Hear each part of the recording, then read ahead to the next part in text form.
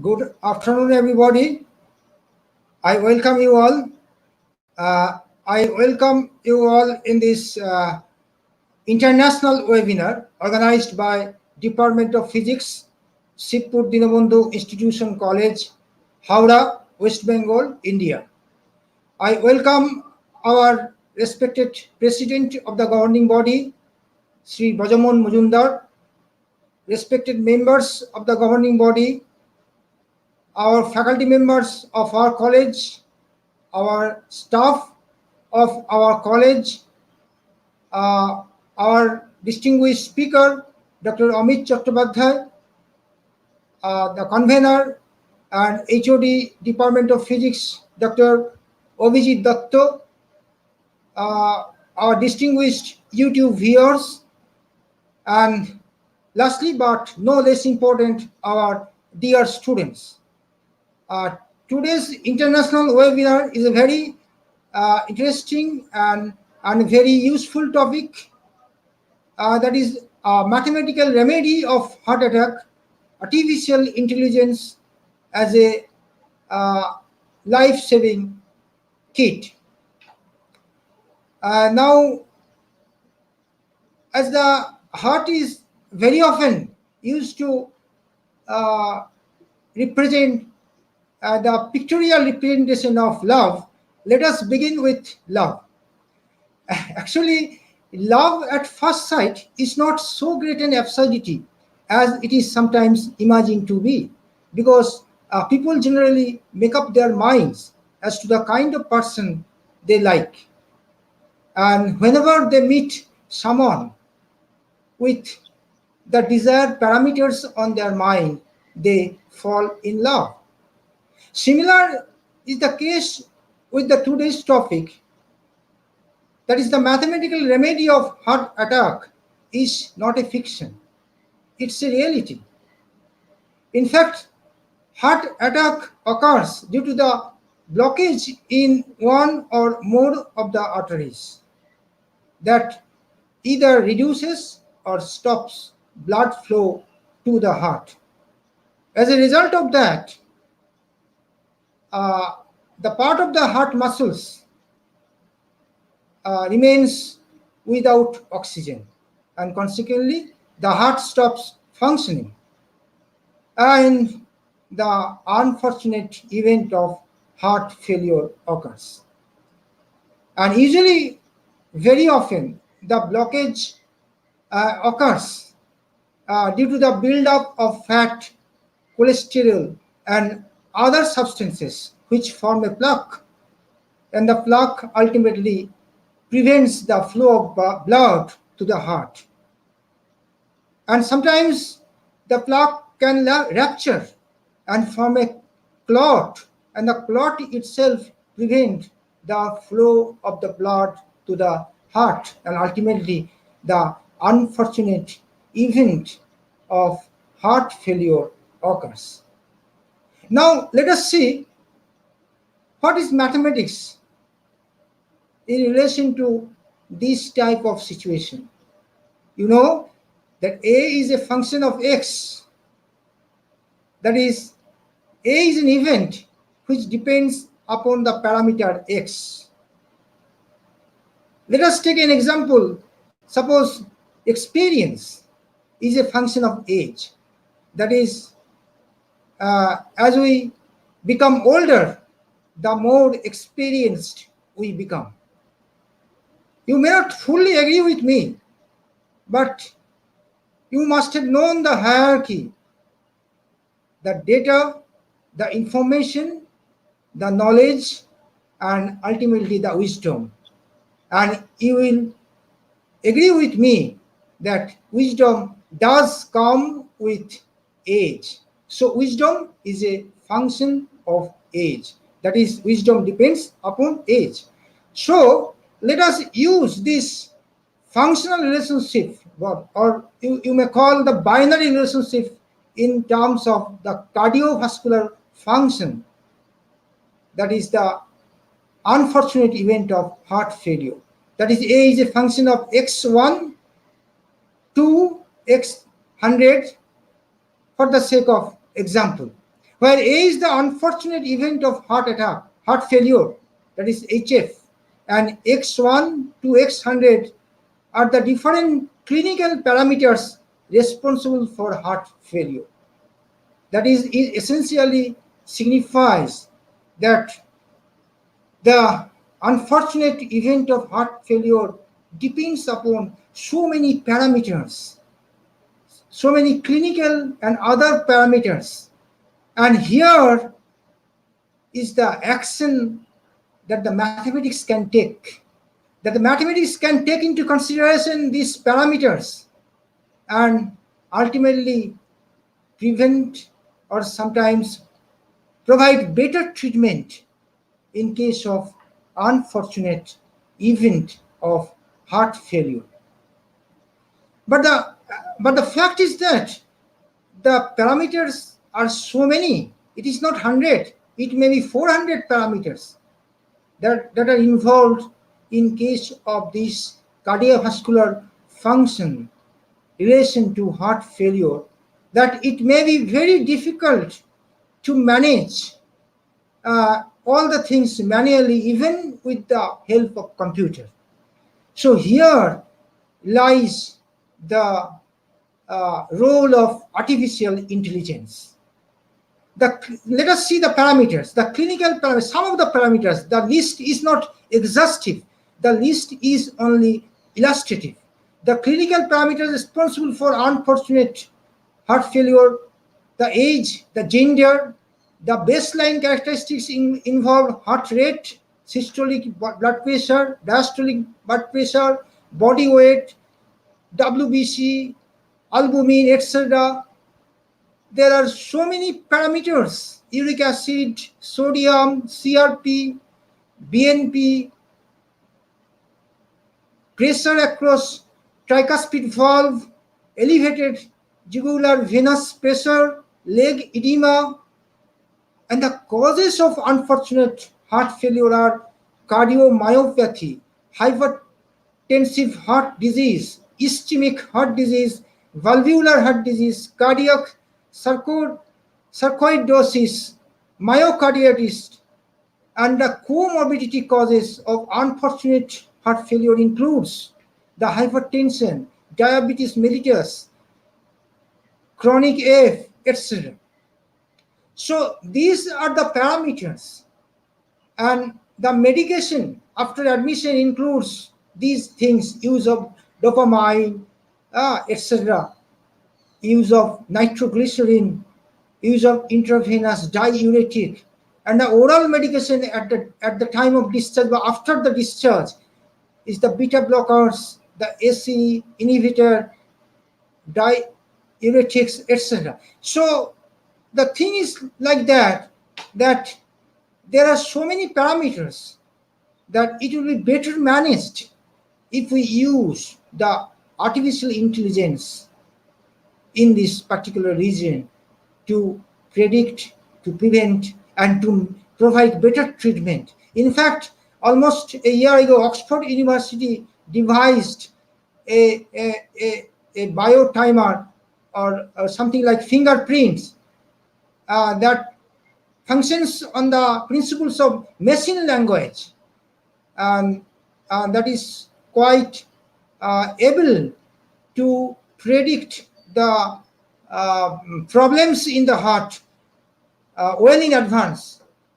So these are the things that we need to consider in this today's seminar. And with this short introduction, I like to request Dr. Abhijit Datta to say a few words in this topic, and then introduce our distinguished speaker, Dr. Amit Chattopadhyay.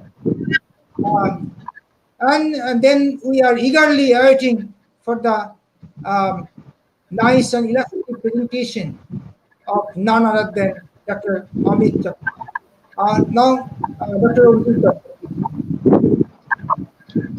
Yes, am I audible? Yes, you are audible. Good afternoon to the principal, Sir Dr. Monideep Chandra, and good afternoon to all of you. And I think some of you are, for some of you, I think I should tell good morning, because some of you are from UK and Nigeria. So now I will come and convey my good morning to our respected speaker, Dr. Amit Chattopadhyay. I should now introduce our speaker, Dr. Amit Chattopadhyay. Dr. Amit Chattopadhyay is a theoretical physicist specializing in multidisciplinary applications of physics and computational mathematics. He works on unifying 4 diverse research areas. He works on quantitative biology, mathematical finance, soft matter physics, and material science. He has 70+ papers in leading international journals. He is an editorial board member of the prestigious journal Nature and Frontiers Group, among others. He is an invited fellow of the Institute of Mathematics, UK. He is the first Indian Marie Curie Fellow in physics. He did his PhD from Indian Association for the Cultivation of Science on Statistical and Field Theory Turbulence in 2001. After doing his PhD, he did several postdoctoral works. First, he worked as a postdoctoral fellow at Max Planck Institute, Dresden, Germany. After that, he was Humboldt Fellow at Hein-Meitner Institute, Berlin. He was research associate at University of Warwick, UK. He was Marie Curie Fellow at University of Padua, Italy. After all these postdoctoral works, he joined as faculty member at University of Edinburgh as a professor of physics. Then he had to return to India. Then here in India, he joined as faculty of University of Physics, University of Delhi, at the Department of Physics and Astrophysics. At present, Dr. Amit is a reader in mathematics at Aston University, Birmingham, UK.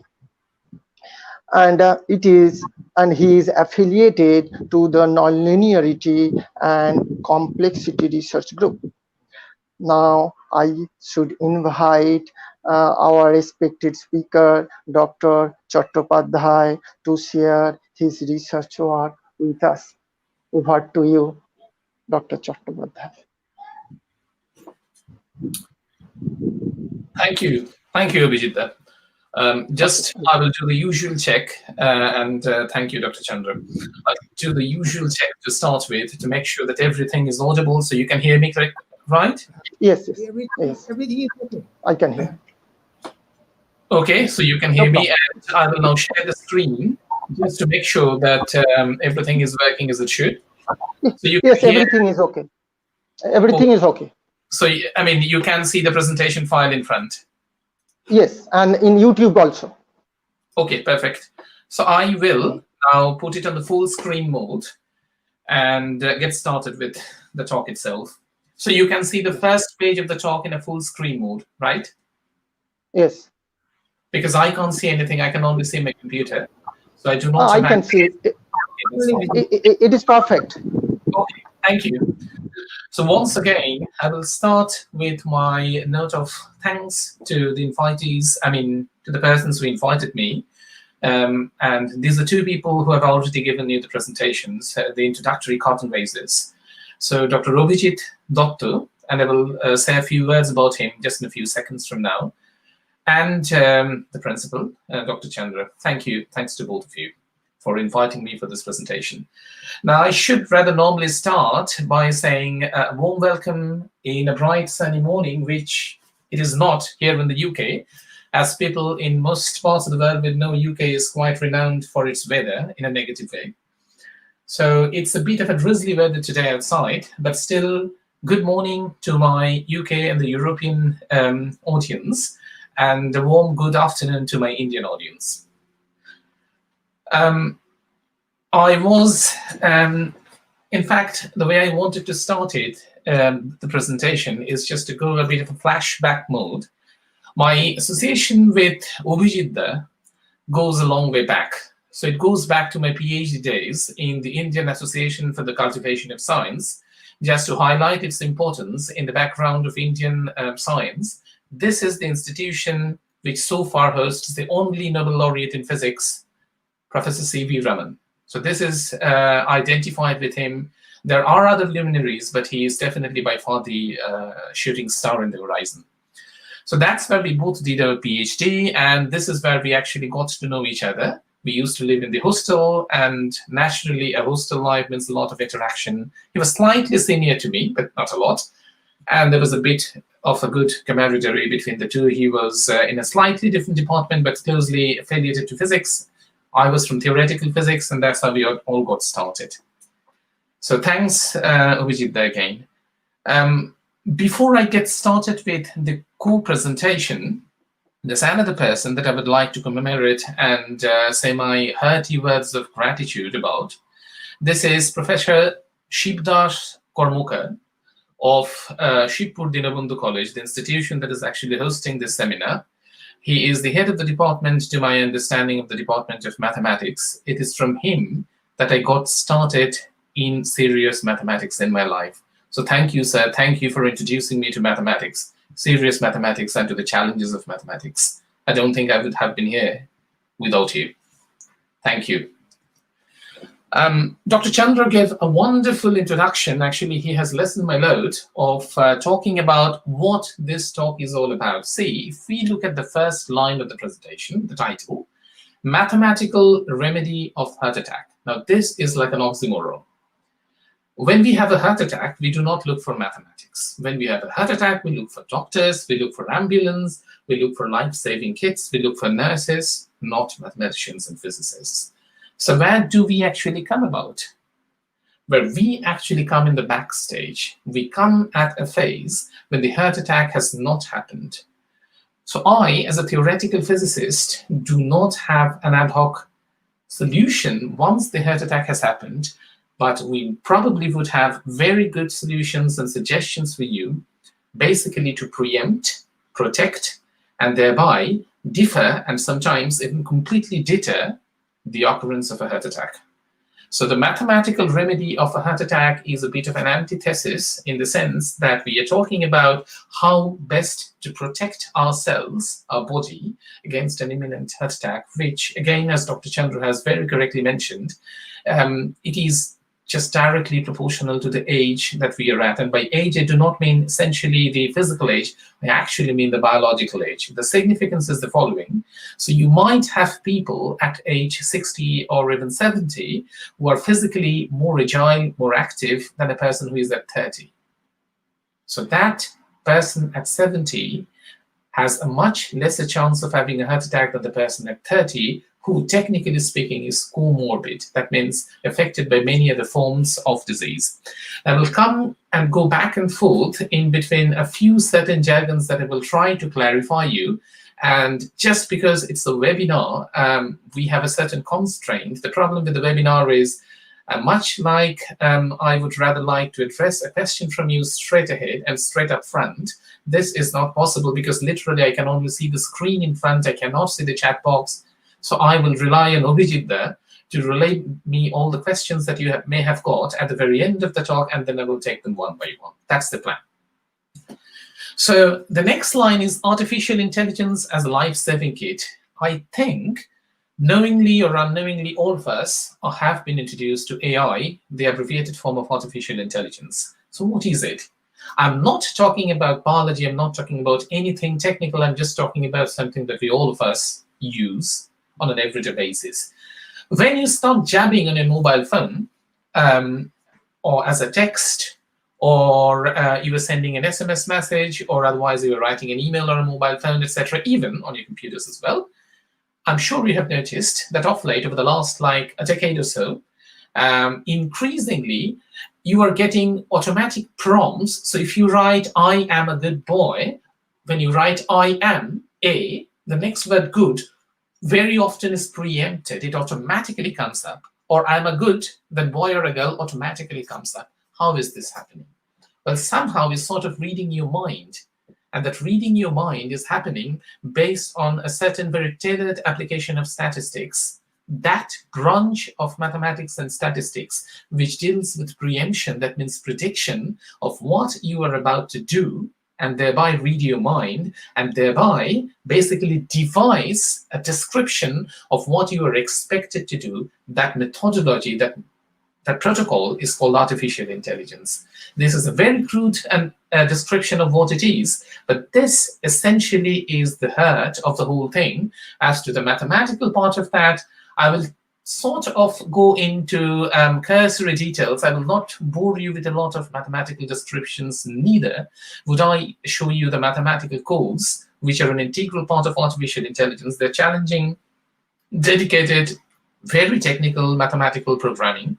I will not go into such technical details unless you have a specific question on that, because my attention here would be twofold. First, heart attacks and what normally causes heart attack, and I will tackle only one of the typically two possibilities and the causes of heart attack. And then we will go into the mathematical preemption mechanism and go on to the outcome of what is it that we are actually predicting and why and how that could be useful for everybody. When I say a life-saving kit, I mean a life-saving kit for everybody. Just to give you a bit more detail about my present affiliation, you have heard the background.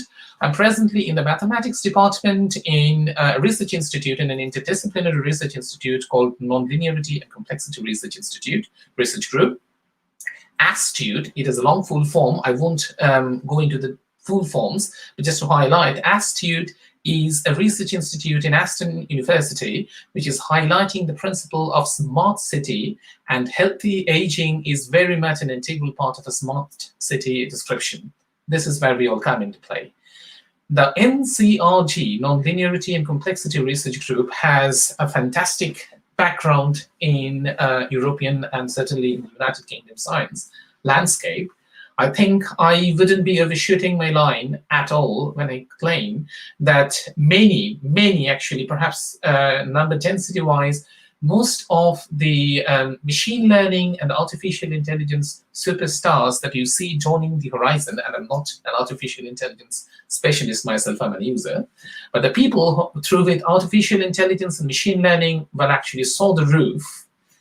Many of them were staff members, were faculty members in NCRG at some point of time in their career. For example, Chris Bishop, the present Microsoft Research Director, and many others. So I can name Chris Bishop, I can name David Lowe, I can name Tipping, I can name Professor Ian Napney, the present Dean of Bristol University. It has a protracted and quite a charismatic presence. So what I am doing is actually basically making a bridge of their knowledge with a certain biological stuff, and in between, I'm intervening with something of my own, which is stochastic mathematics. I'll come back to this in a second from now. So the step-by-step, so the plan of the talk would be starting with a bit of a statistical exploration. So basically highlighting why the problem we are talking about is a very important international problem affecting everybody, be it in the United Kingdom, Europe, America, India, literally anywhere. CHD is an abbreviation of coronary heart disease. So all forms of heart diseases related to the coronary arteries. So the classical one, there are two major ones. One is stroke and the other is cerebral thrombosis. So basically stroke, which is the popular parlance for a heart attack, is something that we'll be focusing on. The next would be a bit of a biological exposure. Now, I'm not trying to alarm you or anything like that, but the fact is, when you want to do a biological modeling, you literally need to understand a bit of biology. So that was a learning curve for me as a physicist. But the way I will try to present this topic for a mathematical and physics audience is through the lenses of a theoretical physicist. So I will go into just that much of a biological detail as is necessary to go into the detail of the problem. And as you can see, there are two words which I will not go into much details about other than clarifying what they mean in just about a minute's time. Atherosclerosis, arteriosclerosis. Let's take them for two jargons for now. I will clarify them. Healthy aging. Now, this is what it is all about. How can we monitor our lifestyle to ensure healthy aging? So what are the lifestyle factors? What are the good factors? What are the bad factors? How can you engineer a fight in between the good and the bad factors, hopefully with the good factors winning the cause, meaning you are protected. So the same thing, the same principle is basically what is devised as a therapeutic or a vaccine mechanism, even in connection with the most recent menace that we are all suffering from. The reason for me not being in front of you but giving the talk as a webinar is COVID, for example. The principle remains the same. How can you protect your body by essentially aggravating the good factors who can then fight out the bad ones? Lifestyle factors, the predators, the bad ones, versus the mitigators, which are the good ones. Artificially intelligent model. Now, this is sort of a catchphrase. How many portions a day? A catch clause, rather. How many portions a day? Now, this is more like a British or an American or even a European description. So when somebody says, when you go to your doctor, the GP, the general practitioner, and the doctor looks at you, sees that you are not in that much of a good physical shape or something, then the typical question is, how many portions of fruit and vegetable are you consuming every day? The standard suggestion is 5 a day. And we will start right there. Why 5? Why not 3? Why not 7? Why not something else?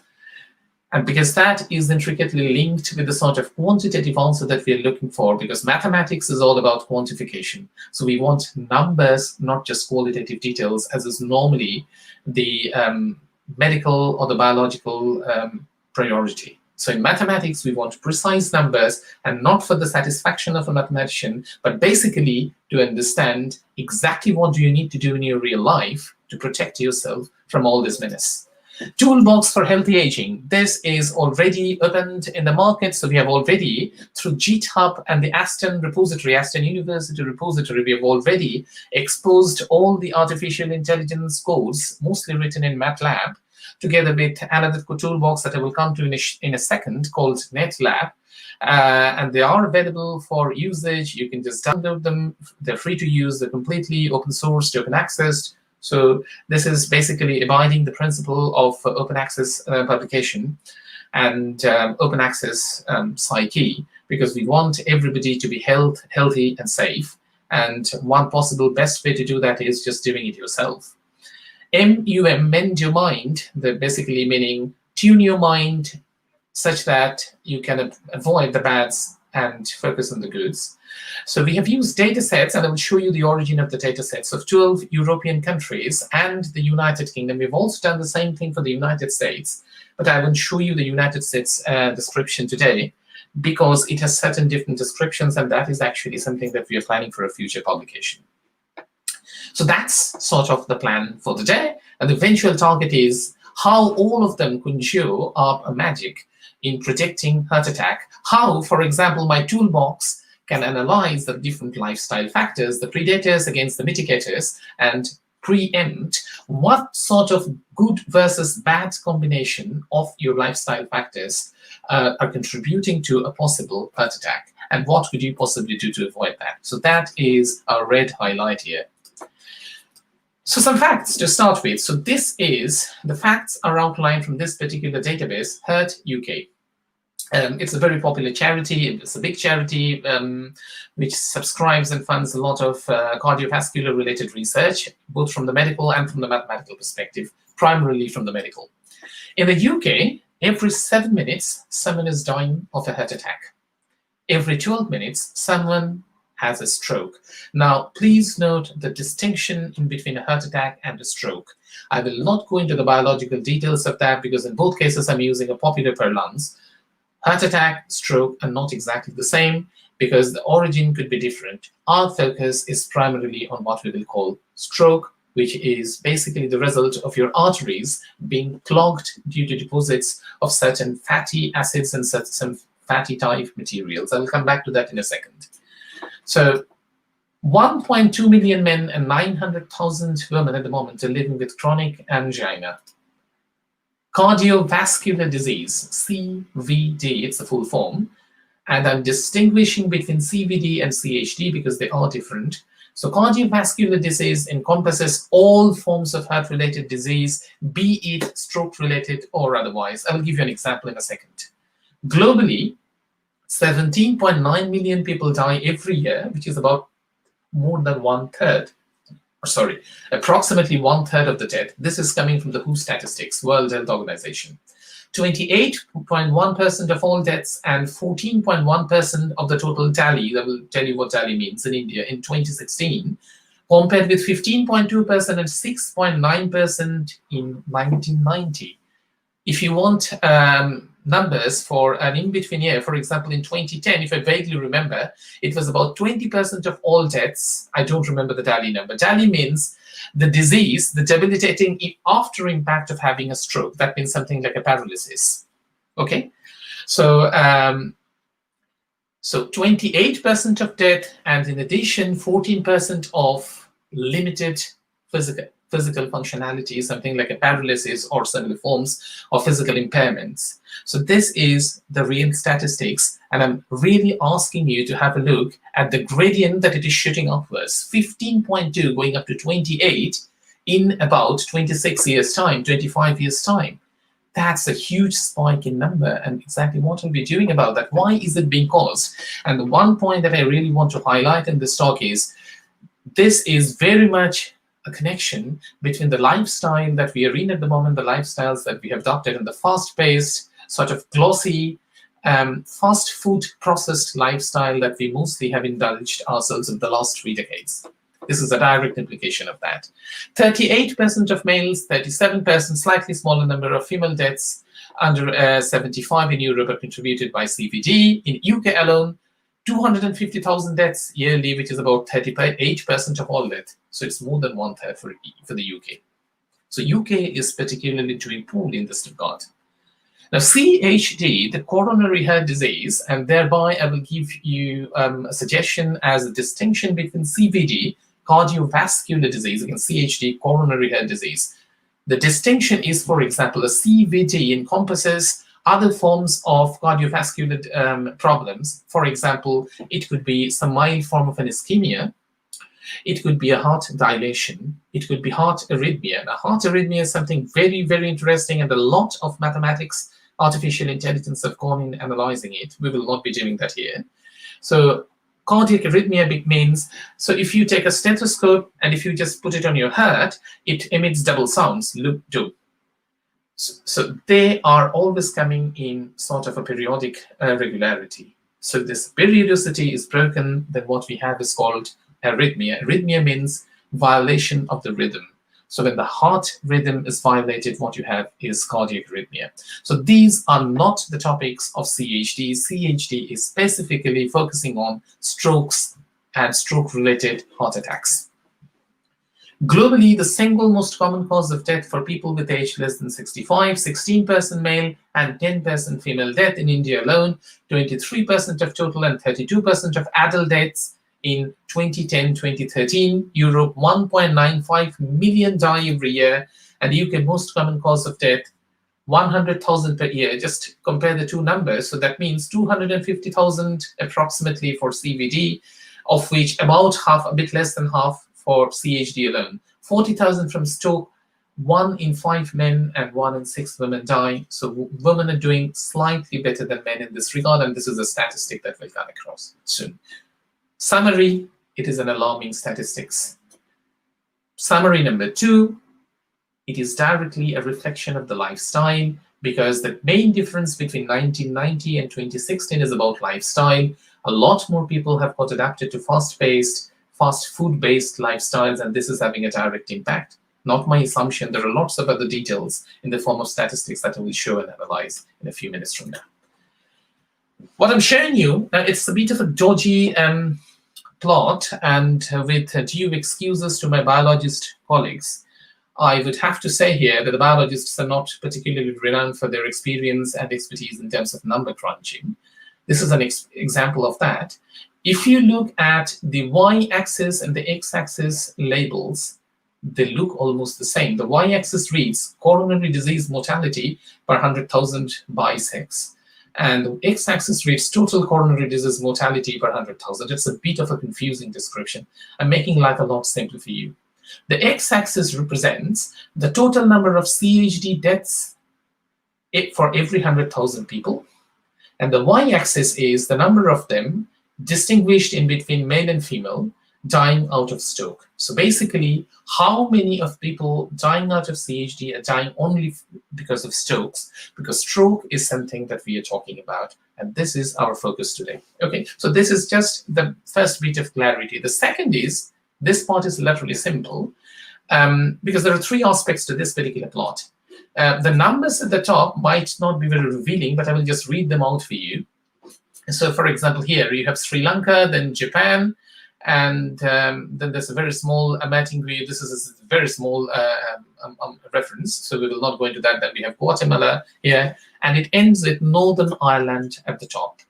And what you see is almost a linear spiky increase. So the top line of the two, the top line represents the male death because of stroke. The bottom line represents the female death because of stroke. The ones with yellow highlights are just identifying a few chosen countries, the ones that we have actually focused for our study. Why have we chosen just these countries? Because do we have a special love of these countries as opposed to the other ones? No. Simply because reliable and descriptive detailed data for all these countries were available together with the United States, that unfortunately was not consistently available for the other countries. But the protocol, as long as we have the protocol, we have all the mathematical codes, AI codes ready. If you give me the data, I will analyze it and give you the results straight away. That is possible. Now, the third bit here is, so the second part tells us men are dying a lot more than women because of cardiac death. And there's a diverging difference. That means increasingly people are dying even more when we change the country status. Now look at the left end, as I said, Sri Lanka and Japan. So these are the people which are, these are the countries which are apparently doing the best in terms of cardiac deaths, strokes. And Northern Ireland, Scotland are the two countries which are doing the worst. Okay, so the minimum number of people dying out of stroke are in Sri Lanka, Japan, and the lot. And the other end of the spectrum, people dying the most in Scotland and Northern Ireland. Every other country falls in between. There's another bit that I will also draw your highlight upon a bit later. If you just look at the countries, there's a clear geographical sort of a pattern emerging out of that. Just look at France, Spain, Italy. I'm just giving an example. France, Spain, Italy geographically are localized within Mediterranean Europe. So that part seemed to have, for good or for bad, the same sort of, or the same window of coronary heart disease related ailments and mortality, compared to some other forms like the Northern European countries are clustering on the other end. So clearly, something is seriously wrong with the food habits in the northern parts compared to the Mediterranean parts, and even they are outperformed by people, some less medically advanced countries coming from Asia, for example, Sri Lanka. So surely this has got something to do with the lifestyle and the food habits and other forms of focus beyond lifestyle and food habit. And this is now going into the region of preemption, so I will not do that. But clearly, some countries are doing well, some countries are not doing well, and the countries that are doing well, relatively well, are grouped within certain geographical locations compared to the countries that are not doing so well, and they again are grouped in a certain other location. So clearly, these different regions have very different food habits and lifestyle habits that are affecting the possibility of a heart attack. Summary: Sri Lanka and Japan show the best CHD resilience. Scotland and Northern Ireland are the worst affected. Points 1 and 2 above are largely gender dependent. Men suffer more from CHD than women, often with double as much mortality rate. So this is exactly what I have just told you, and this is the summary of the plot that we have seen. Why did I go into that much of detail for this plot? Because this plot is really an eye-opener, and that plot, if you could just excuse me for a second, please.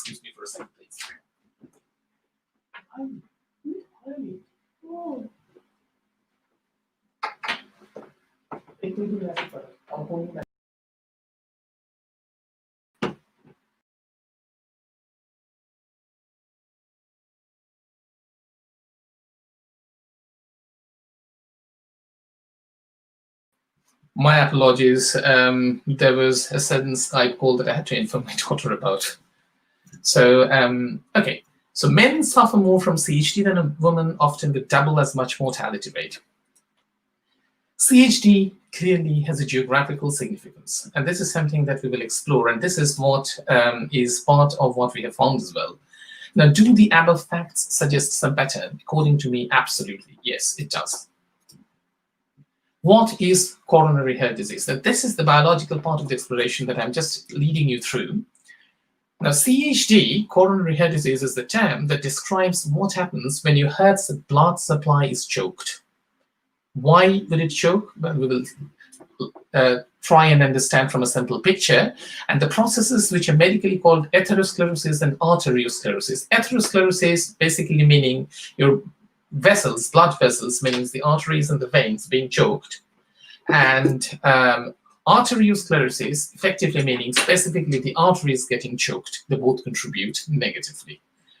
Exacerbation, that means spike up due to the lifestyle factors. Is this the worst offender? I claim yes. I'll come back to that in a second. Now, what are the sort of lifestyle factors that we would be looking at? What are the things that are clearly known to affect the probability of a heart attack? Smoking, alcohol consumption, fatty acid, that means fatty diets, amounting to high cholesterol, and there's a bit of a dodginess. I will come back to that in the next slide. High cholesterol, because high cholesterol alone is not very bad. Actually, it can be good at times. The genetic aspect, hereditary aspects, and that links up again with another form of genetic aspect, which is diabetes, clearly and statistically. And if you ask any doctor, any cardiologist, they will tell you that diabetes-afflicted patients have a much higher probability of a heart attack than the others. Veritable collage, that means all the factors that we have mentioned, like smoking, alcohol, fatty acids, diabetes, etc., they compound basically to kick up your blood pressure, both systolic and the diastolic blood pressures, which is what we call hypertension. So in mathematical language, a high blood pressure is a function of all the top four, smoking, alcohol, etc., that we have just mentioned. And that in turn, individually and collectively, amount to a functionality of LSF, which is the lifestyle factor. Palliation, that means what can you do to basically cope with all this menace? You can eat a lot of fruits and vegetables, and this is the question that I started out with, how many? Cereal consumption, like substitute your, and this is something that I'm actually going against a popular diet, which is raging US and the UK actually. The overly protein-based diet, well, actually overly protein-based diets probably could be counterproductive. I do not have a one single answer for that, but there are indications of that. So moderate cereal consumption could actually be very helpful, unlike the popular belief. Exercising, diet control, etc. Now, all I want to say from here is, I think you will agree with me that some of the factors are common sense factors. Everybody knows that smoking a lot, a chain smoker suffocates a lot, starts coughing a lot, so naturally the body suffers. Alcohol, destructive for the body. Fast food in the form of fatty diets, destructive. Bad diabetes, people get emaciated, and people suffer a lot from many other comorbid diseases. So we know this. Fruit, vegetable, again, this is like a popular belief. So eat a lot of fruit and vegetables, you will be better off, is what our parents always used to say, and there's a lot of goodness in that. Cereal consumption, this is not so very clear, because there's sort of two groups of mindsets here. One says, don't eat a lot of rice, for example. Well, this is important, this is correct. Don't eat a lot of rice, but do eat rice. Or, for that purpose, good old wheats and related forms. Now, what can we do about this? And what is this atherosclerosis, arteriosclerosis? A very simplified, non-biological answer is cardiovascular disease that results in heavy cholesterol deposit in the inner lining of the coronary arteries, hardening them. Hardening means narrowing of arteries, it means choking and eventually a stroke. I just read it out for you, but now I will go into the picture and just a bit more of biological details. The first jargon that I'm exposing you onto is called a lipoprotein. So what is a lipoprotein? Well, a lipoprotein is basically a certain particular form of, it's sort of a complex, it's a biocomplex, which is responsible for transferring fatty acids from one part of the body to the other part. Now, why is this important and why is this a bit dodgy? Because you know that blood or any water-based solvent cannot basically basically mix up with fats or fatty acid related stuff. So how will this happen? So you need a special carrier that does not exactly mix up but makes an emulsion. So this is exactly what the lipoprotein does. Lipoprotein is basically a combination of phospholipids, and so what they do is they have two parts. A part that basically throws out all the hydrophobic parts. The hydrophilic parts. Hydrophilic means water affinity, so they don't want water to mix. And the other part, which has to be activated, is what is called the lipophilic part. That means the part that likes fats. So you have a fatty solvent at the central core, sort of the pinkish mass at the center, and you have the external coating, the external surrounding, which is trying to move out all the water from the horizon. So basically, you have, just imagine you have a tube. The tube is a blood vessel. Inside the blood vessel, you have materials lining up the blood vessel. The materials are your fatty acids. The fatty acids that have a very popular name, the cholesterols. And that's why, if you remember, just a few minutes ago, I said cholesterol are not necessarily the bad things. There are two types of cholesterols. One is called HDL, high-density lipoproteins, and LDL, low-density lipoproteins. The ones that are bad are the LDL. Why are they bad? Because, as you can see from the picture, the thick red section at the surrounding, the one that's increasingly growing, the buildup begins. So that part is centrally occupied by the LDL. This is a plaque. This is a thick fatty acid-based stuff that cannot actually be moved. It's like a muck. Okay? So what happens when you have a lot of muck? Well, again, go back to the example of a tube, and the tube is increasingly getting constricted because you have a muck choking its flow. At some point, it will be completely choked. When it chokes, and if you have a pump that is still trying to push some liquid through the tube will burst. This is your heart attack. So the plaques, and I've given you an example of the plot from atherosclerosis. So atherosclerosis plaque, severely choking, this is the rightmost figure that you see in front, severely choking the tube cavity and thereby causing a severe choke, which amounts to the rupturing of the blood vessel amounting to a stroke. What good is an HDL? I just mentioned it's a good one. So having high density lipoproteins, a lot of that in your body is actually very good, and it's mostly genetic, as I have come to learn. Why is it good? Because HDL is like a mop. So it's like your cleaner that tries to wash out the plaque built up by the LDL. Unfortunately, you are not doing a good service to your body when you're using a lot of fatty acids, smoking, and drinking, right? Why? Because the HDL, it's like your genetic profile. It will not change a lot, but the LDL would in a negative way. So the probability of the HDL cleaning out the LDL will substantially decrease, get lowered, as the LDL density keeps increasing because of our lifestyle. And this is exactly where this particular talk, this particular study comes into full play. We want to understand the number density, the rate of change of density of this growing plaque, how that plaque could actually be contained, if not controlled, by a suitable lifestyle. And that is exactly what we're trying to understand. Now, Again, the bad ones, the good ones. The bad ones are the high cholesterol, and I repeat again, by high cholesterol, I'm specifically talking about the LDL minus the HDL balance. So that is exactly what, when you look at your blood report, this is exactly what is defined as your cholesterol level. Very often you have the two differences, but the doctor is bothered with the difference, not with their absolute numbers. Alcohols, smoking, hypertension, both in the form of systolic and the diastolic blood pressures, food habits, which is the combination of the cholesterol and the triglycerides, the genetic impact, heredity, exercising habits. Sorry, exercising habits means the lack of exercising habits is what is a bad habit. And the good ones potentially are like having, as I mentioned, fruits, cereals, vegetables, exercising, healthy dieting. And thereby comes the myth, the known recommendation, 5 fruit veg portions a day. I think it's not just a UK special anymore. It's just sort of the popular parlance in any good doctor's chamber that you're going anywhere in the world, for example, in my country, in India. Why 5? Have you ever actually asked your doctor, why 5? Why not 4? Why not 3? Why not 7? If you have a doctor as a good family member and somebody who is actually having a good bit of reading beyond the regulation medical dosage, they will tell you that this number is just a hearsay. This number is basically to encourage you into the good habits, meaning they're encouraging you to have some fruit veg portions a day. Some is a very important point here. That some could be 5, it could be 7, it could even be 4. So it's not fixed. And we are out here to try and fix it if we can. Why 5 portions a day, not 4 or 7? G stands for the good factors, B stands for the bad factors.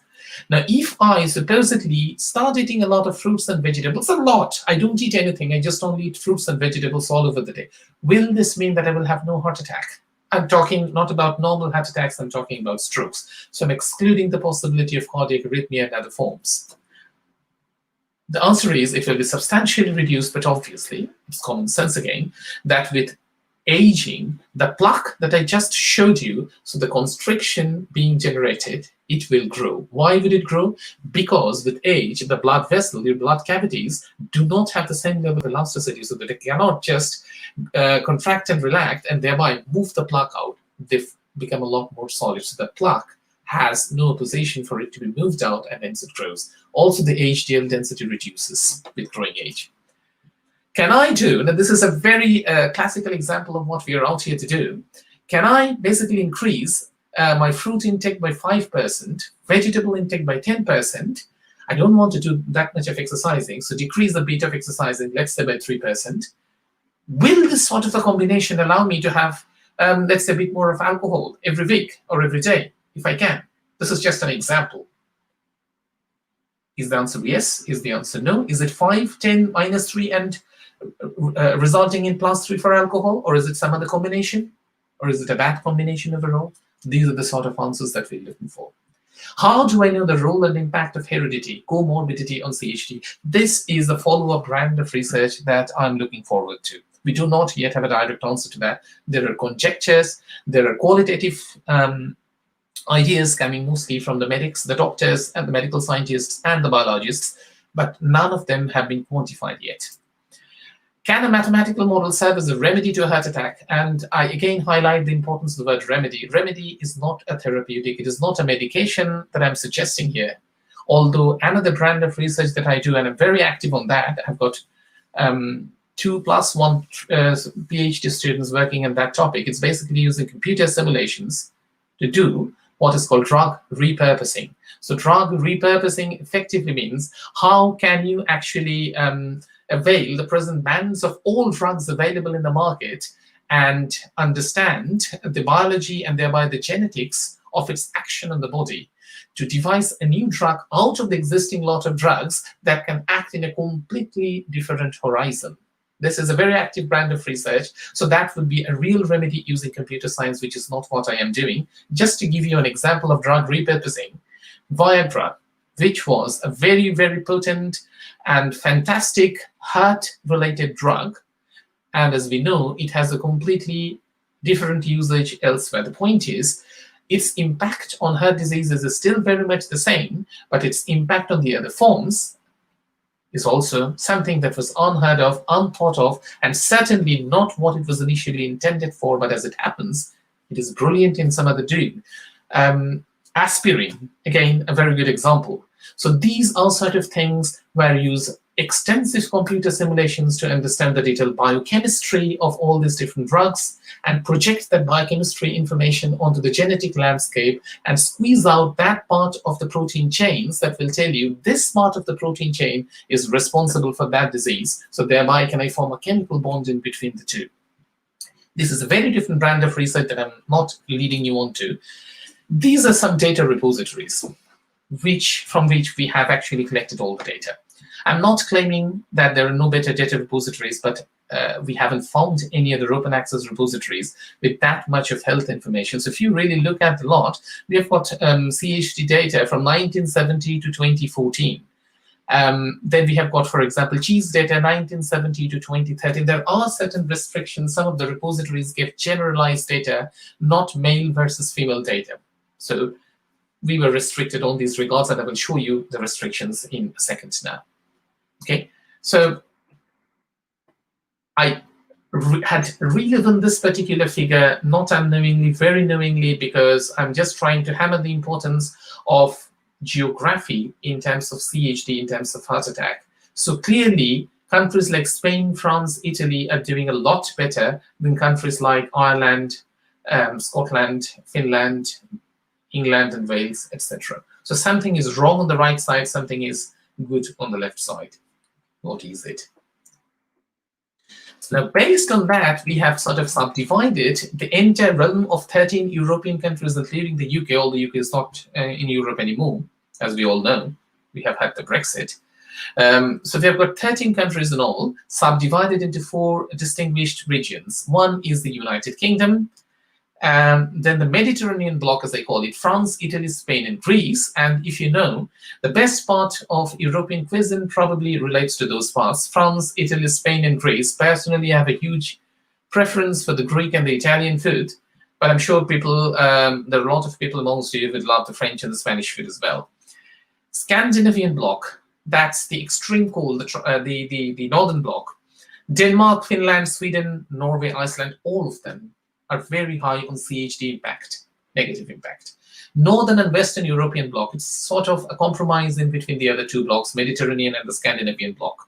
Okay, so we will analyze them in terms of the geographical significance, and we will see how that actually works. This is just to highlight the workflow schematic. So this is how the whole thing was done. Literature means the data resource, leading on to the data resource. So we first started from the data resource, raw data, then we synthesized those data to understand the statistics, which, as we will show shortly, amounted to some sort of a linear profile among most of the coordinates. This is just fortuitous, coincidental, and nothing more spectacular.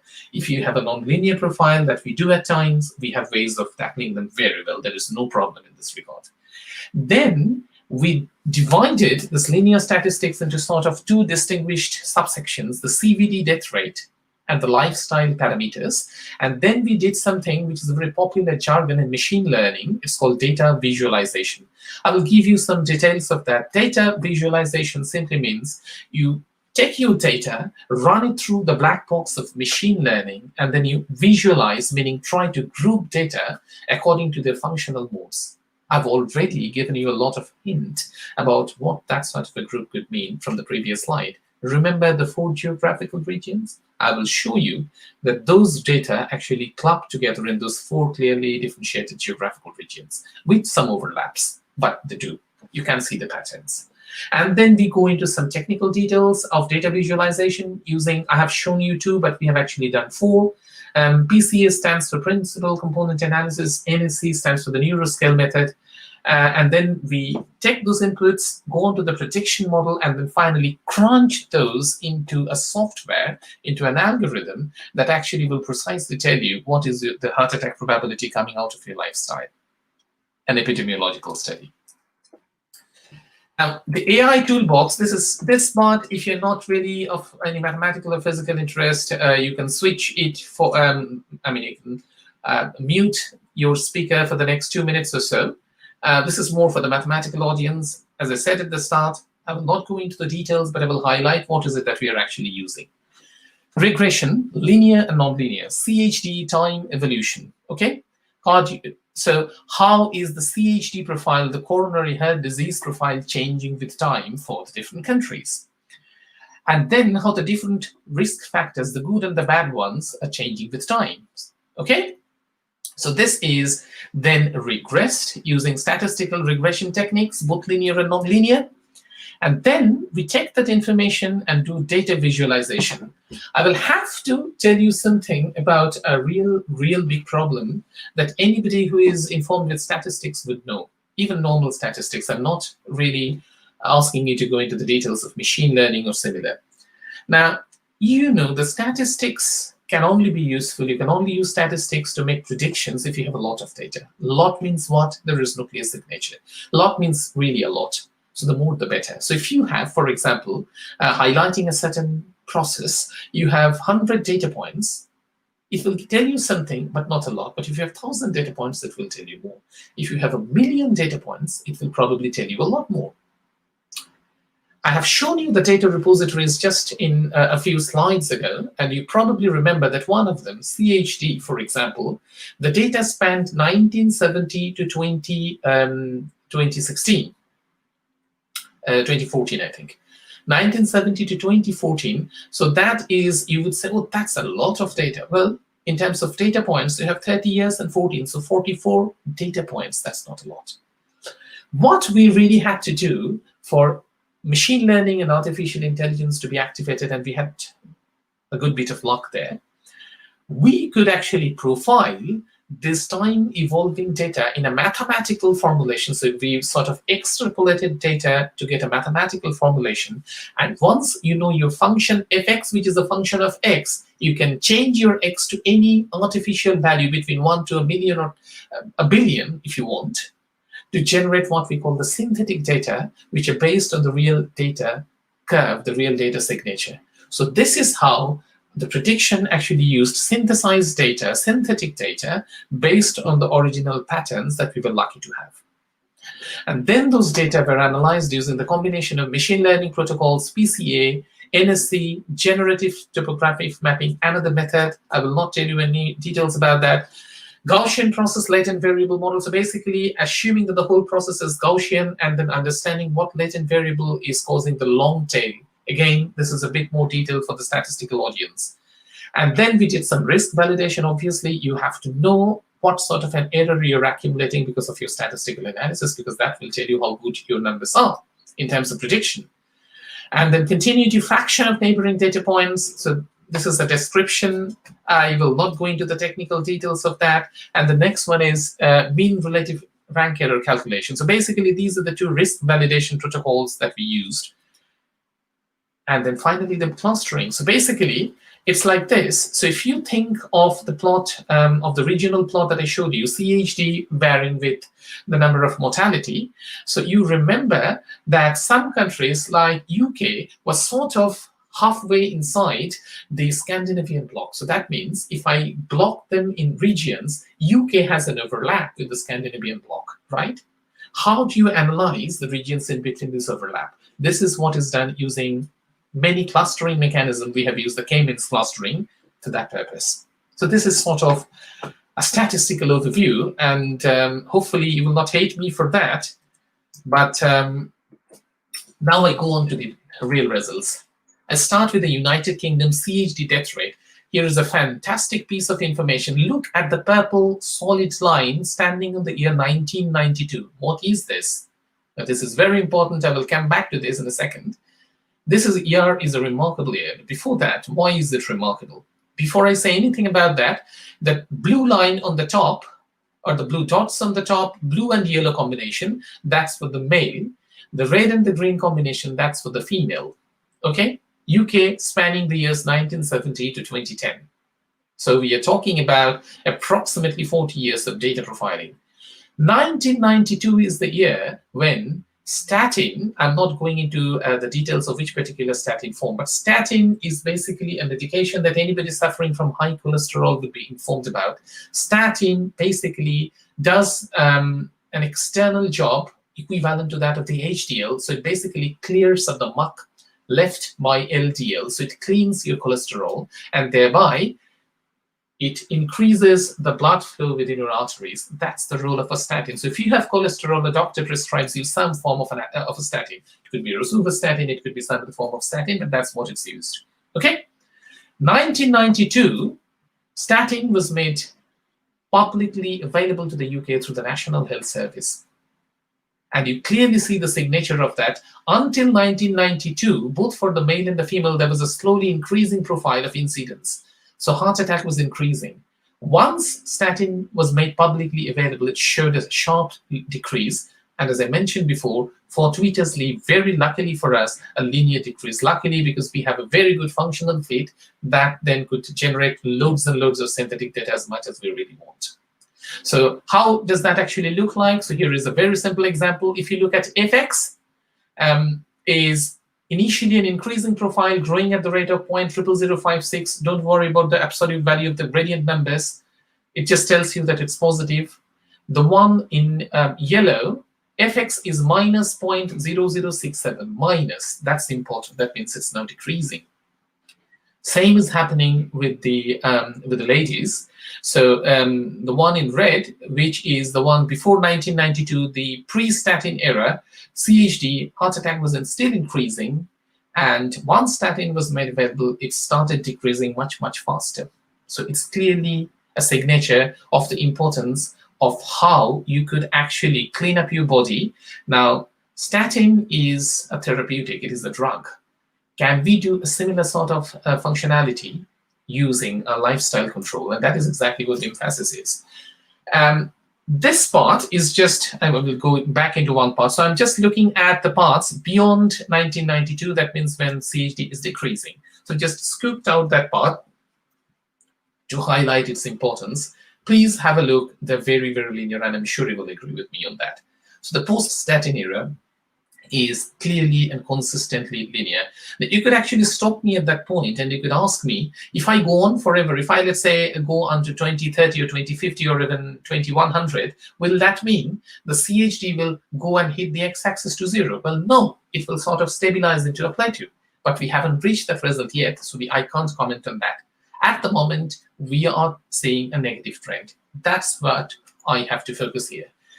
For the UK, these are the different lifestyle evolution factors, okay, varying with time. Let's start with the top left. I will give a bit more time on this particular slide because then we have similar slides for all the other countries. I will show them, but they look very similar. I don't have to spare a lot of description words for those because the description remains very identical. Now, the UK alcohol consumption measured in units of liters. If you have a look, and obviously you understand that this has got nothing to do with using statin or otherwise. So its alcohol consumption should, this is the top left plot, showed a sharp increasing spike between 1990 to, I would say, about 2004. And starting 2004, it has a slower gradient of decrease. The top right, UK cheese consumption, it's fast in the increase. So that means fast food consumption has substantially increased in lifestyle. Very bad. The second from the left. So we have two panels, the left panel and the right panel. The left second panel, UK daily smoker beyond the age of 15. So both for the male and the female, it is actually decreasing. You may already have noted that for alcohol and for the cheese supply, we do not have separate male-female profile. We have just a combinatoric combined profile. But for every other health lifestyle factor, we do have separate male and female statistics. This is a limitation of the database that we had access to, unfortunately. So the gradient of male is minus 29%, while the gradient of female is minus 41%. That means it's a very good thing that smoking is on the decrease. The second on the right column, UK systolic blood pressure. Again, it is the combinatoric of all the factors like alcohol, cheese consumption, smoking, lack of exercising, every other possibility. And it's again on the decrease. So the other two are increases in cereal consumption and fruit and vegetable consumption. In short, people are actually fast adapting to a better form of a lifestyle, as you can clearly see. There's sort of a slight sound if it is happening. I don't know if you if it's happening from my side. I can hear a sort of a bit of a sound from the background. Something like being No moved. problem. Okay, you continue. Okay. So the thing is, what we see here is some forms of lifestyle adaptation have been for the good, some have been really bad. So the good parts are like fruit cereal consumption have increased, smoking has decreased. That has resulted in probably the combination of the two has resulted in a decrease in the blood pressure just a bit. But the bad parts are alcohol and cheese consumption have substantially increased actually over the years. Now let's have a look of how that means. Now this is a bit of a statistical foray. This is the structure of a histogram. Just a quick recap. What is a histogram? It's a frequency chart. So literally taking the example of the top left, the pure alcohol profile, the x-axis is telling you, I'm looking at the first block, 9.5. It simply tells you if you divide the total consumption between 9.5 to 12 units over the week, and this is hard alcohol we are talking about, how many people fall in between 9.5 to, let's say, 9.7 or something, and then 9.7 to 10, etc., etc. So here, what this is telling you is a statistically analyzed version of the time periodic plot that I've shown in the previous slide. Okay, so this is crunching information for all the years and telling you which one is actually doing what. Because statistics tells us that histogram, the other name of non-normalized probability density function, simply is equivalent to every information, every possible detail that you may want about a system. Now going on to the Denmark profile, I think, sorry. The Denmark lifestyle that they did not actually swapped for some reason. Something is being a bit of a noise. If you could stop that, that would be very helpful, please. So if you just mute your mic from your side, that would do. So Denmark has a very different profile. If you remember the alcoholic consumption profile of the UK, it was initially increasing between 1990 to about 2004, and then it started a slow decrease. Here in Denmark, starting about, I would say, like from the year 1995 or so, it has seen a slow but steady decrease, which is good. Cheese consumption here too is on average on the increase. Smoking is on the decrease. Blood pressure is overall on the flattish plateau, but on the decrease a bit, especially beyond 2005. Cereal, fruit, veg consumption have increased. So people are informed about what good a lifestyle is. And this is the linear plot. I have just given you the y equal to mx plus c sort of a data fit on the top. Unlike the CHD profile for the UK, where you clearly saw that in UK CHD profile, you would actually have the male and the female plots going almost parallel to each other. For Denmark, they're not exactly parallel. So that means effectively, while the men were doing very poorly at the start and women were doing a lot better in 1990, coming in closer to 2015 and now probably to 2020, their performances are actually converging. So that means they have both adapted to the better forms of lifestyle. This is the Finnish data, the Finnish CHD death rate. This is the profile generating that death rate. And again, you can, if you just look at the alcohol profile, it is very different to the CHD profile. The purple line is not meant for a data fit. It is just an indicator showing it's overall on the increase, which is bad. Okay, and then again, these are the data crunched, y equal to mx plus c fits. So basically, again, for Sweden, you see that the men and women were doing differently at the start. Women were doing better. But with growing years, men have started improving on their lifestyles as well. From Sweden, we go to Norway. And you might have noticed that I'm actually working through the Scandinavian group of countries at the moment. And can I just ask you to have a second look at these profiles, this plot. These are the statistics that we are having a look at. The CHD for Sweden, just look at the profiles, and that for Norway. Now that for Iceland, they are quite similar, and the gradient values, and I'll show you the numbers in a second, the gradient values are quite close to each other. In other words, they show similar statistical patterns depending on the geographical location. Now, from there, we are moving on to the Mediterranean region, France. And now, I think you already see that there's a very clear difference in signature. With growing years, men are doing even worse than women compared to those in the Scandinavian countries. So men are actually adapting to a poorer form of lifestyle because the curve is diverging as the year is increasing. Okay? So the male versus female profile actually tells us that women are doing perfectly fine, men are not. And this is a clear signature of what is actually happening here. It's almost a linear fit barring the zone, time region around 2000, when alcohol consumption is slowly on the decrease, but this is good.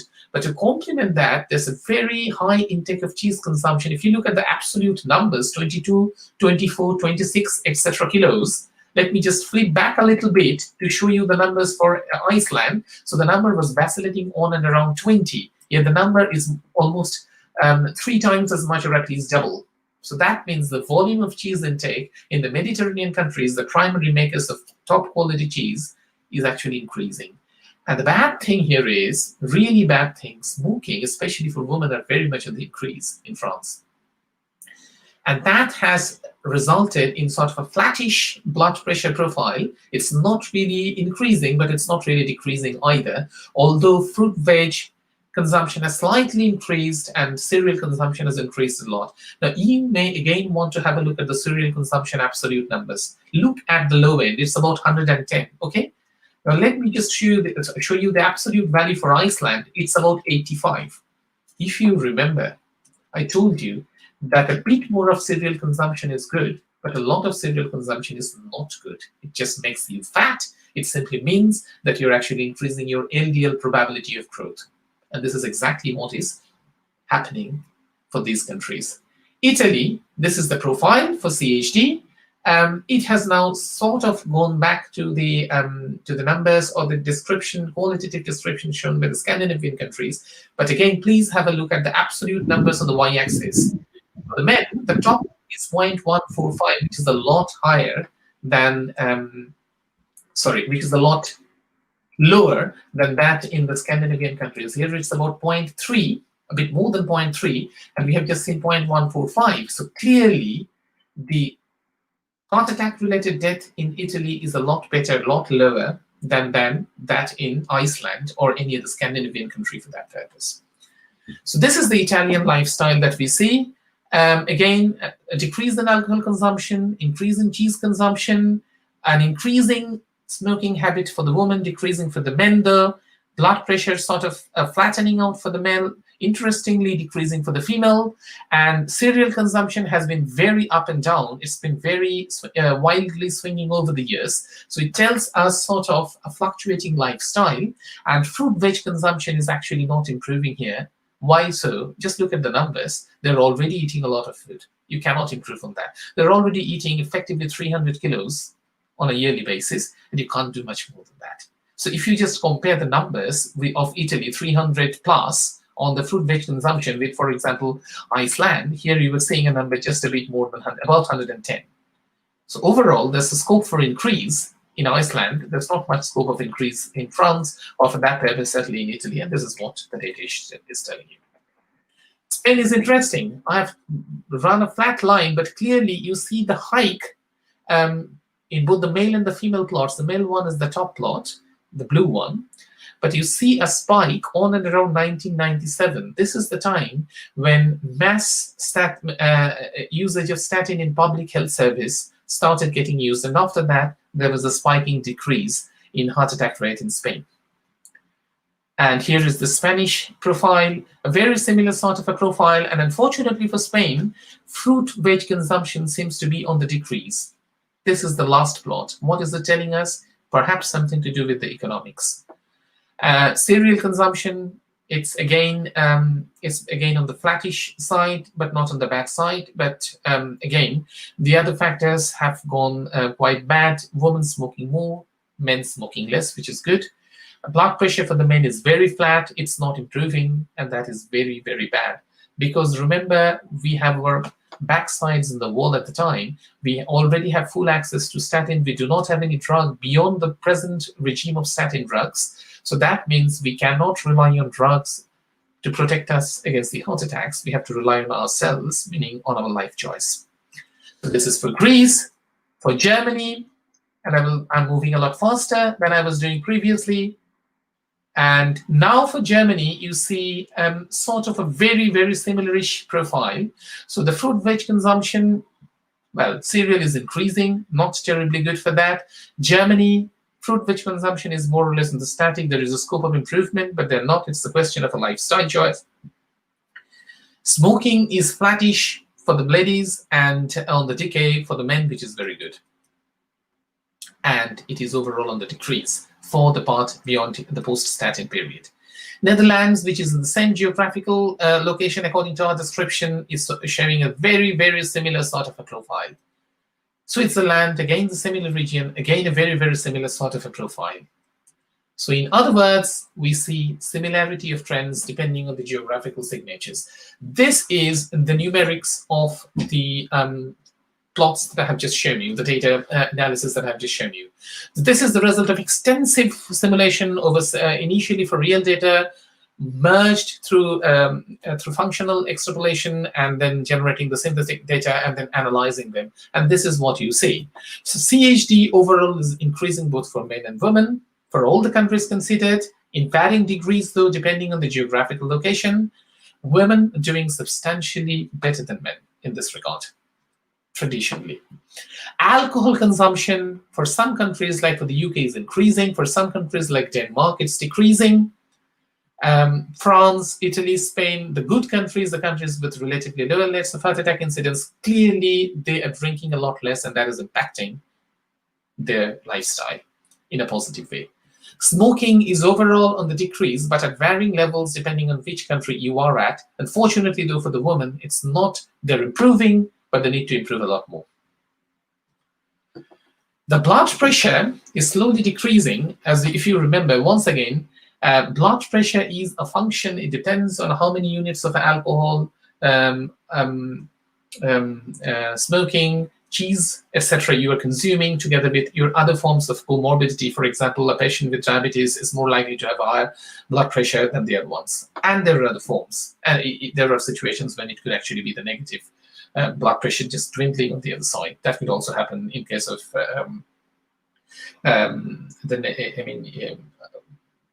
in case of situations when your blood pressure falls a lot.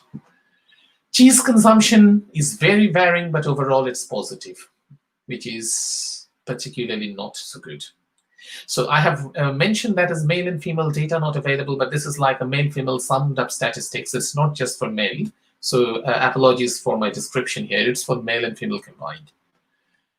Paths of higher dimensionality, data visualization. What have we just seen? So in terms of mathematics, we have seen that CHD, your heart attack, is a function of variables like alcohol, smoking, cheese, exercising, cereal, fruit, veg consumption, blood pressure, etc., etc. So in other words, it's multivariate data. And we have also seen that many of these variables, like for example, the blood pressure, is a function of the other variables. So it's a very complicated description in terms of mathematics. We will call them a function with implicit variables. Okay, multi-dimensional function with implicit variables. And it is extremely difficult to extricate information like if you increase your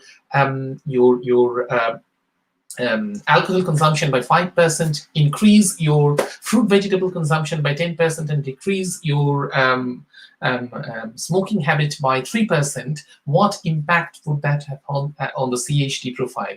You cannot look at that, because then you are looking at, if you plot them, you are looking at a description involving about 7 or 8 different dimensions, and you cannot get any, squeeze any information out of that. This is what AI or data visualization will actually do. It will take all this information from all the different variables and project them using a statistics language on a lower dimensional plane.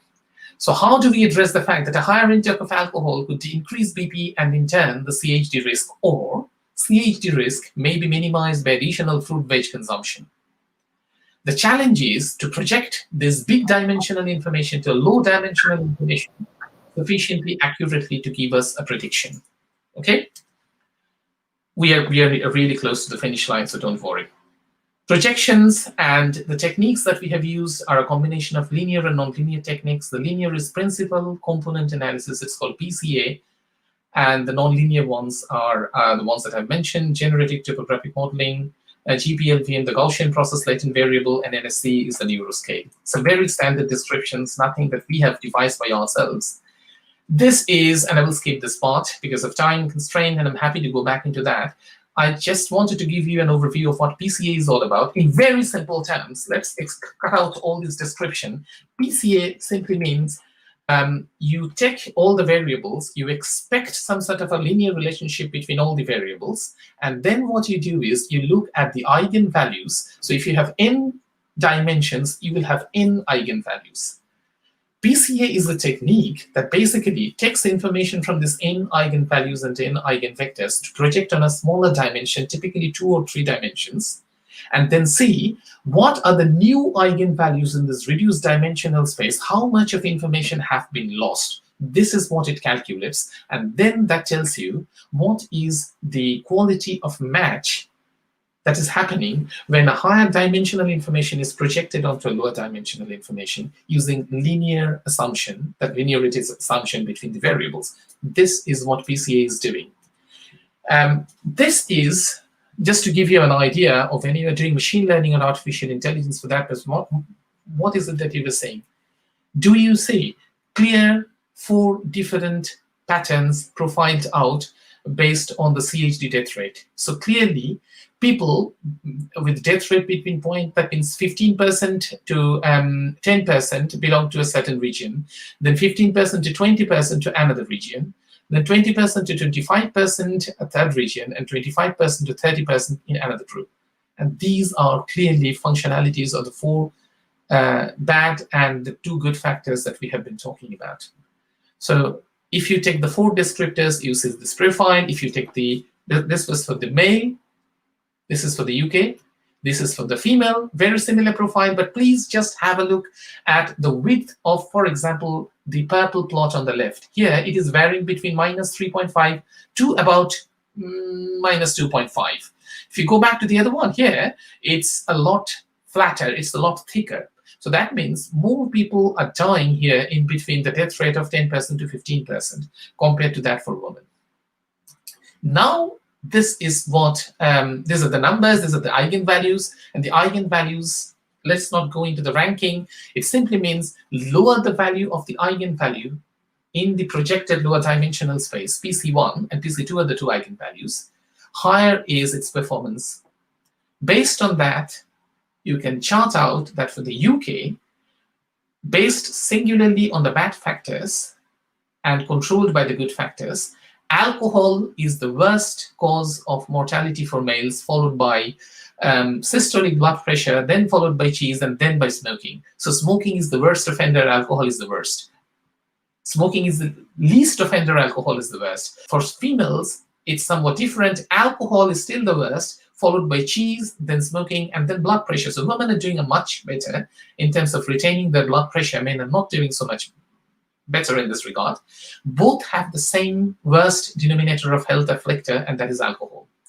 The worst and the best one are different, those smoking and blood pressure, respectively, for males and females. Now, when you bring in the good factors in the mix, something else happen, and I will come back to that later. This is the non-linear version of the machine learning. It's called neuroscale. What it basically uses you don't need to understand a lot. Data space on the block above is the real data that you have, the synthetic data. So that long, big dimensional data space involving all the variables is projected into a smaller dimension, but the projection is now based on the difference, like an Euclidean distance of separation. So when you do that Euclidean distance separation, and you take the metric as is defined in this function called E, and you optimize that metric, that optimization mechanism re-ranks these offending and the good factors. When you do that, First, you get a visualization which clearly looks different to the ones, but again, the similarity part is they're grouped identically like in the previous case. So this is a second method just to compare the quality of the assumptions or the results from the first method. Now I have got all the bad and the good factors in for the male and then from the female. And now I can actually chart out the numbers. The principle remains the same. Smaller the number, better its performance is. Just one caution note here. You might see that the eigenvalues here are very close by in terms of numbers. So for example, SBP is 0.40939 for male, and smoking for male is 0.40941.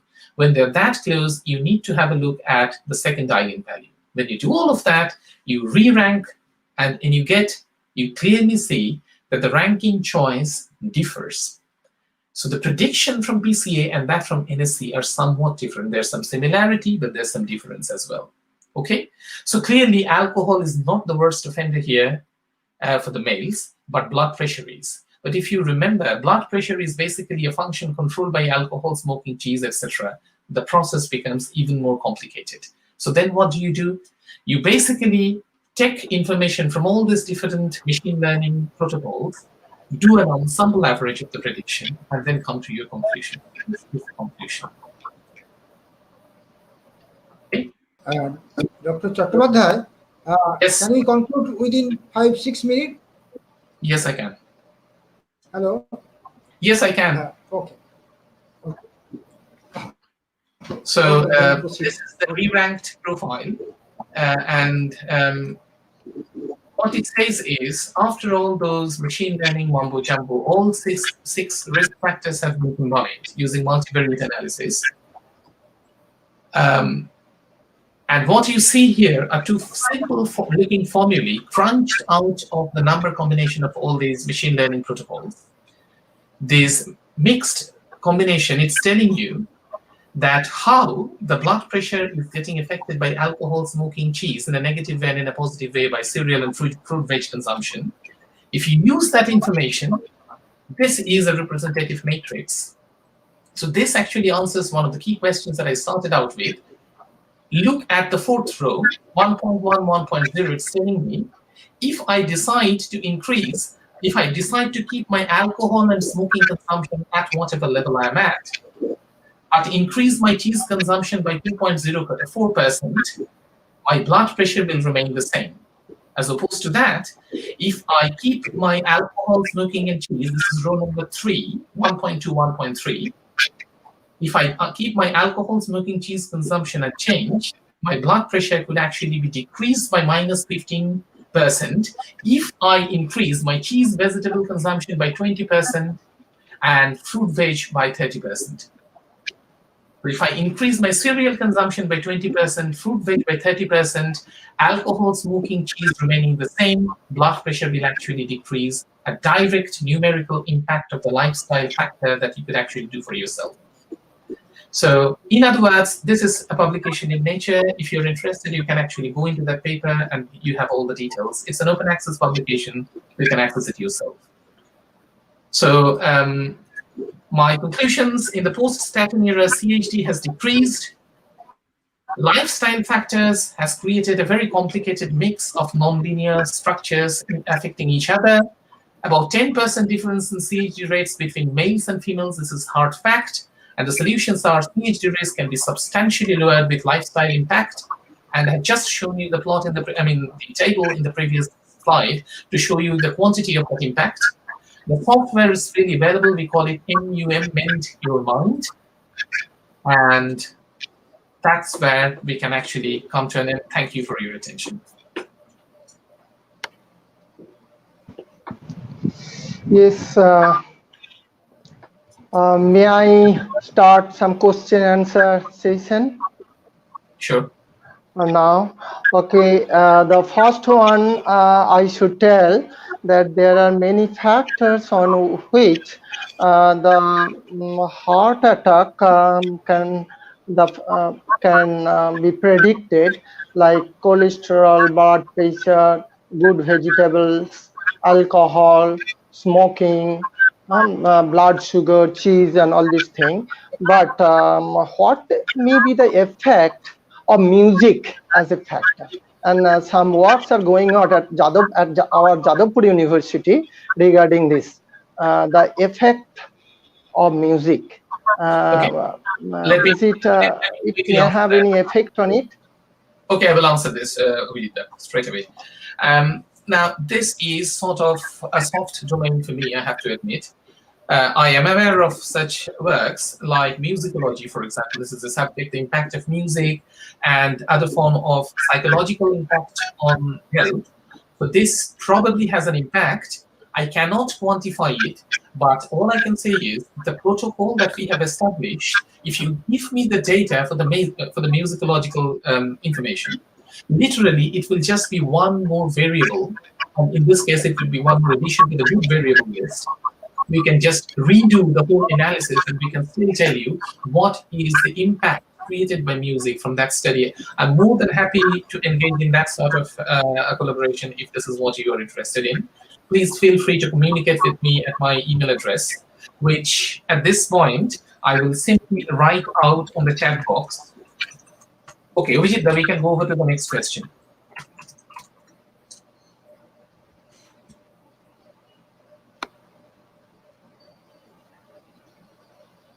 Vijit, you're muted. Vijit, you're muted.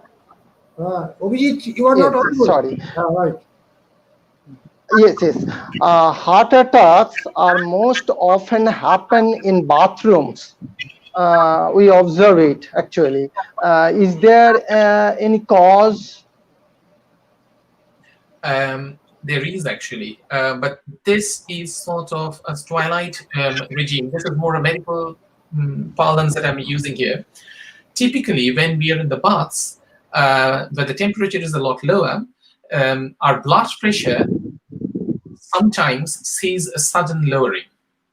A suddenly lower blood pressure has a very negative impact on what is called the loop-tube, the arrhythmia. So this typically is not what we are studying here, but this is the brunt of heart attacks, which are normally associated with people suffering from ischemia and cardiac arrhythmia. So for those people, and especially for the advanced people affected by the advanced forms of these diseases, they would be better off with having some sort of precaution when they're in the bathroom. That's right. Yes. Okay, and the next question should go, is it possible to develop a model that is capable of predicting heart attacks 100% there is nothing accurately? in the world that can be 100% accurate. I am not 100% accurate, neither is anybody in the world. So 100% accuracy is just an utopia. It will never really happen. But what could certainly be happening is, if we have very detailed database, like what I was saying at the start, then the prediction quality could be more subjective, because what I showed you at the moment is epidemiological statistics. That means it is not on an individual basis. It's basically over the country or over the region. But if you give me, and this is what we're actually working on together with one of the top hospitals in Midlands, it's a project that's about to start.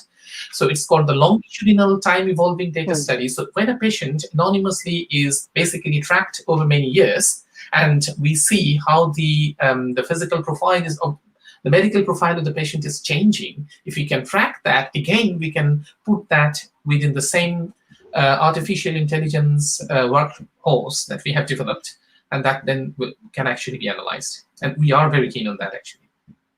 Yes, Professor Alpona Hira has raised the question. Actually, you probably answered the question.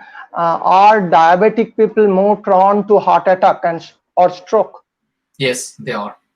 They are, because diabetes is a very convoluted comorbidity. So it's not just for heart attacks. You probably have noticed that for the COVID infection, the diabetes patients have to be kept very carefully away from the COVID infection. The same reason, comorbidity. Okay. The next is there any collaboration with any clinical doctors with you to apply the modeling you are using and predicting the things?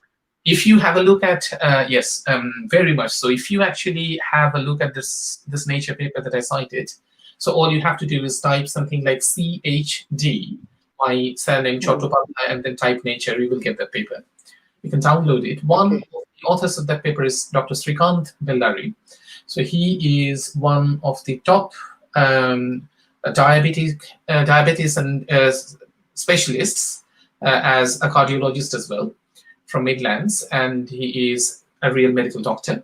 So he is one. Then there's another person who is Professor Shundip Ghosh, another top endocrinologist and diabetes specialist from Midlands, with whom we are actually about to hopefully starting the longitudinal patient-specific data study about which I just mentioned. Yes, yes, okay. Yes. So another one, the reference actually on algorithm you have used for prediction of heart attack. Some reference may be useful. Some of the audience is asked it. Probably that is the Nature paper. It is the Nature paper. What I can easily do is I will just you can carry on with the questions, Ovijita. I will simply I will simply copy that paper so that you have access to straight away. Let me see. Yes.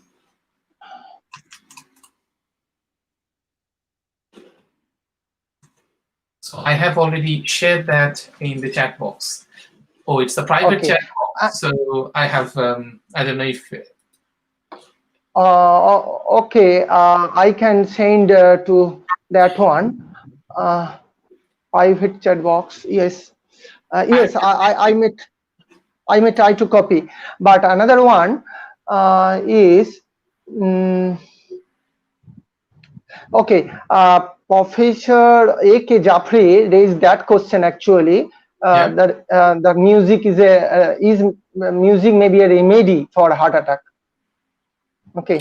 Yeah, and I am not a specialist on that, so it's perfectly possible, as I acknowledged. And please, we have to share your email address to the audiences, because some of the audiences wanted to contact you. I'm happy with that. I've already shared my email address. If it helps, I will just spell it out. Please feel free to copy it. It's dot K for Kumar dot CHATTOPADHYAY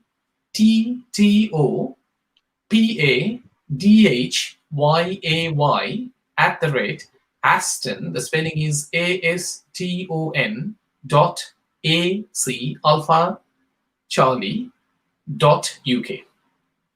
And I just see a question that I think is an important one, which should be answered as well. It's from Sandeep Tripathi. Can artificial intelligence prediction be backtested? Yes, it can be. And of course, it has been. Of course. Okay. So the proof of the pudding is in eating it. I can say anything. I can say I'm the best predictor and I'm providing you with the answer to everything. Well, it's only as good if my answer actually agrees with real data. So what we have actually done in the first place was we used the data analysis, made our model, got the model, and then we took some new data and pumped it on the model to make such predictions and see how they actually fall on the predicted profiles. Actually, they do. Okay, another one is, can ejection factor of heart be monitored using artificial intelligence? This is supposed to be the last question, Abhijit. Yes. Okay. In principle, ejection factor can be monitored using artificial intelligence. Again, the point is simply this: artificial intelligence is not really a magic. It is good old statistical physics. The way that you will have to do that is simply if you could actually get access to the real data, because otherwise there's nothing that can actually be literally done.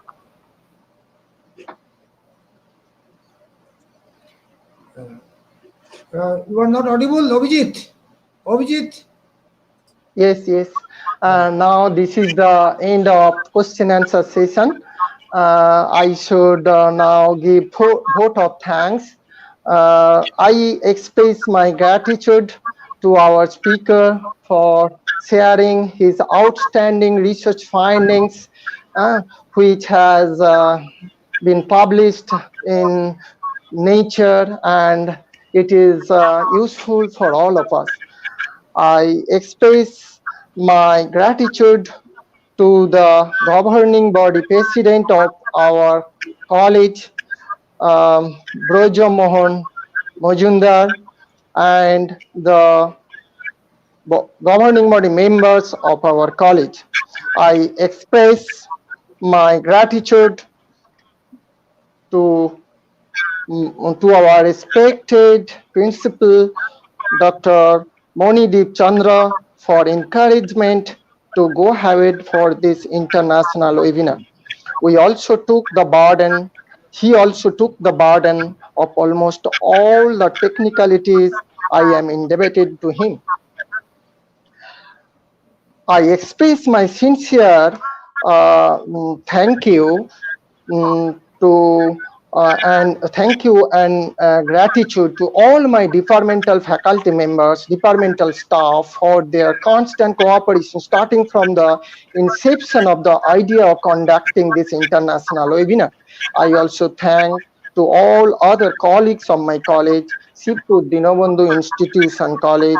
I especially thank to Professor Siddhas Karmakar, bursar of our college, to help me at every stage of this of the arrangement of this international webinar.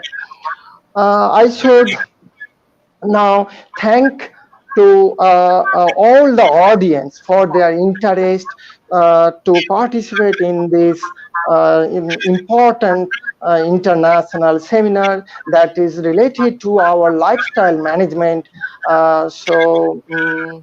I also indebted to them also.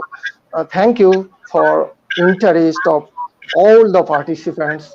That is all from my side up to now. Now I think we should. So, Principal Sir, do you want to express anything? Thank you very much, Abhijit. Thank you, Dr. Amit Chattopadhyay, for such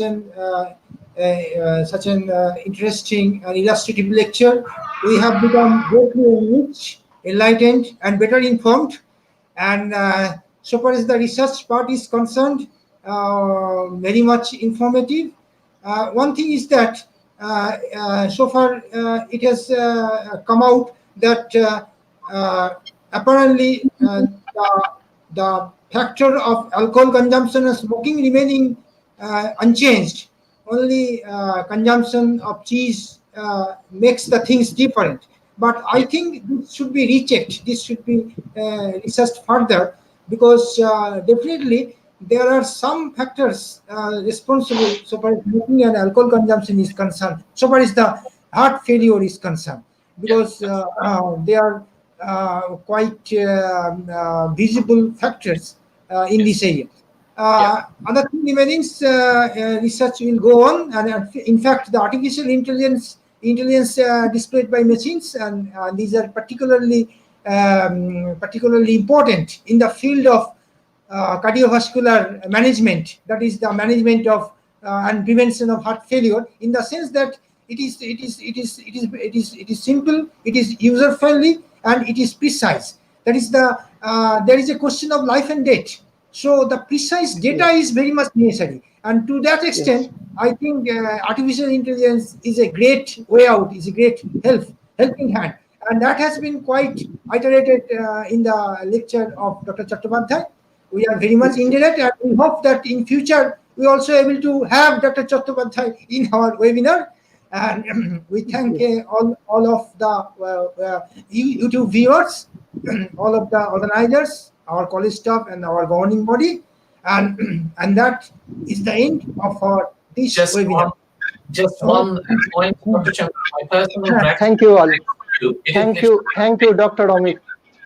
Thank you, Amit. It's literally the question of you handling the entire technicality of hosting the whole thing to YouTube. You have been a magnificent help, and thank you very much for that. Thank you. It's no mention. It's my pleasure. Thank you.